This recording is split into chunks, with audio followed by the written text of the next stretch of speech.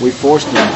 No, paid them a lot of money. Yeah, no, it started out a few years ago. They were doing a big outdoor show in Denmark, and Lars apparently had asked around and said, "Who we want 2 support acts for this show? We want 2 Danish support acts. Who are the real deal at the moment?"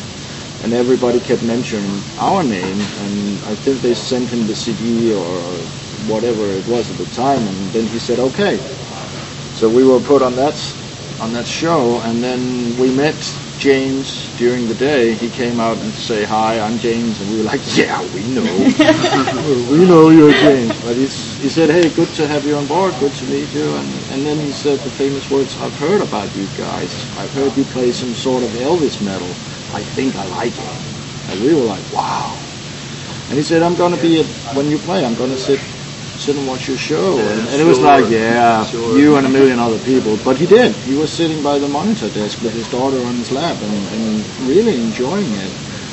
And so then we ran into them like on a festival in Belgium. They were playing, and we were like, and then again they released that Magnetic, and I think some of you guys were at the release party in Copenhagen, and they were there, and it's like, and every time it's been like, "Hey, we should do some shows together, we should tour together," and it's like, and that was not us, that was James, and we were like, "Yeah, just call us." And then suddenly we got an email one summer, last summer probably, and I was like, "Hey, this is Ray, James's personal assistant. Do you guys mind hooking up or something? I want to get a hold of you." And it's like, "Sure,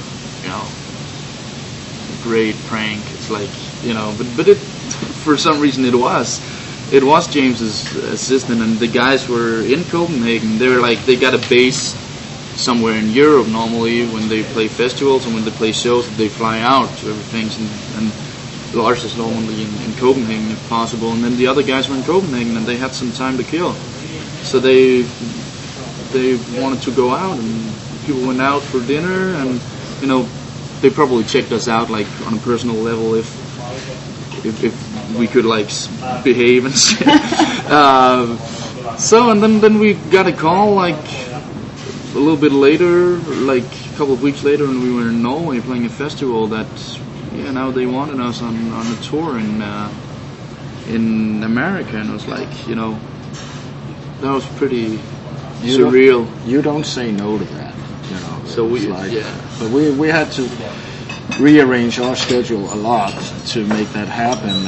Actually, I think the first part they offered us, there were 2 parts for that US tour. The first part was when I was having a kid. Yeah, you in were that period, and so we said that's not really that good. And they said, "Okay, you can have the second part of it." So it's like, yes, and all of a sudden there we were on tour with them. And then again, I remember the last show we played, and I was like, just, "Hey Lars, thanks for," in Danish of course, "thanks for having us," and all, and he's like, "Yeah, we should do this again." It's like, just give us a call. And then again, we got the call, and then they wanted us in Europe as well on a leg there. So we did another round in, what was that, April, May, something like that this year. Just flying around Europe playing with these guys, and it was like, they're just down to earth guys, and they like pick support bands like we do, pick bands that they like, that they want to hang out with, and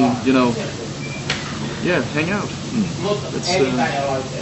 It's pretty cool when you've been a rock star since like you were a teenager, that they're still like interested in music and interested in other people and all that. So we were really, and for us it's just like, it's like a kid visiting Santa's factory or something. It's like seeing how the big guys do their production and everything. It's like we're like fans, so we're like walking around doing photos and everything. Yeah, we were taking photos and just watching that whole operation called Metallica. When they roll in and until they roll out, it was really some sort of an eye opener.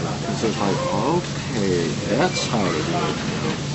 So of course we've nicked a few ideas from the way they do stuff, just to make see how they treat their fans as well. That these guys, every night they meet with, I don't know, 10, 20 people in their fan club. That there's like a lottery. So you actually, if you're in the fan club and you're going to the show, you're you participate in the lottery, and then you can win meeting the band. They do that every night. Imagine that they've been doing this for like 30 years. Something like that. Yeah. Like every night they meet people and they're like, they seem to like it. So that's pretty cool.